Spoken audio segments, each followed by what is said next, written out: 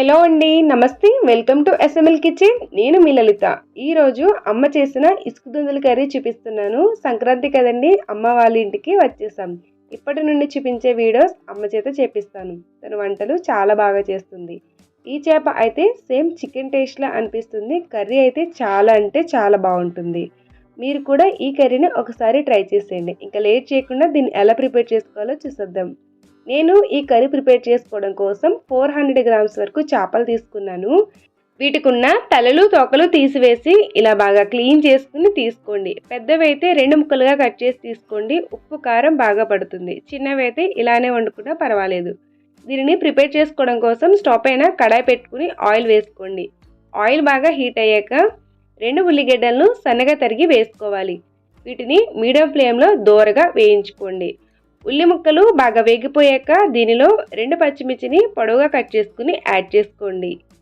వీటిని కూడా జస్ట్ లైట్గా వేయించుకోవాలి. ఈ ఉల్లి ముక్కలు పచ్చిమిర్చి బాగా వేగిపోయాక దీనిలో రుచికి తగినంత ఉప్పు, 2.5 టీ స్పూన్స్ కారం, 1/4 టీ స్పూన్ పసుపు వేసుకుని వీటిని బాగా మిక్స్ చేసుకుని దీనిలో మనం క్లీన్ చేసుకుని పక్కన పెట్టుకున్న చేపల్ని యాడ్ చేసుకోవాలి.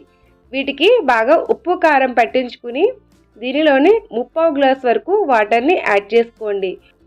వాటర్ అనేది ఎక్కువగా వేయకూడదు. వాటర్ ఎక్కువగా వేస్తే చేపలు తొందరగా విడిపోతాయి. ఇలా తక్కువ వేసుకుంటే సరిపోతుంది. కర్రీ మొత్తాన్ని ఇలా బాగా మిక్స్ చేసుకుని మూత పెట్టుకుని మీడియం ఫ్లేమ్లో 10 నిమిషాల పాటు ఉడకనివ్వాలి.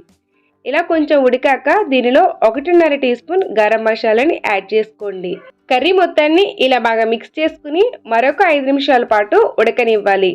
ఈ కర్రీలో మరి ఎక్కువ స్పైసెస్ వేసిన టేస్ట్ అనేది చేంజ్ అయిపోతుంది. ఇలా లైట్గా వేసుకుని చేసుకుంటే టేస్ట్ చాలా బాగుంటుంది. కర్రీ ఇలా ఈ కన్సిస్టెన్సీకి వచ్చాక స్టవ్ని టర్న్ ఆఫ్ చేసుకుని సర్వింగ్ బౌల్లోకి సర్వ్ చేసుకోండి. అంతేనండి, చికెన్ కర్రీకి మించిన టేస్ట్తో ఇసుకుదుందుల కూర రెడీ. టేస్ట్ అయితే చాలా అంటే చాలా బాగుంటుంది. నాకు ఈ చేపలు అయితే చాలా ఇష్టం. ఎప్పటి నుంచో ట్రై చేస్తున్నా అమ్మతో చేపించుకుని తినాలని, బట్ ఇప్పటికి కుదిరింది. మీరు కూడా ఈ కర్రీని ఒకసారి ట్రై చేసేయండి. వీడియో నచ్చితే లైక్ చేయండి, షేర్ చేయండి, సబ్స్క్రైబ్ చేసుకోండి. Thanks for watching.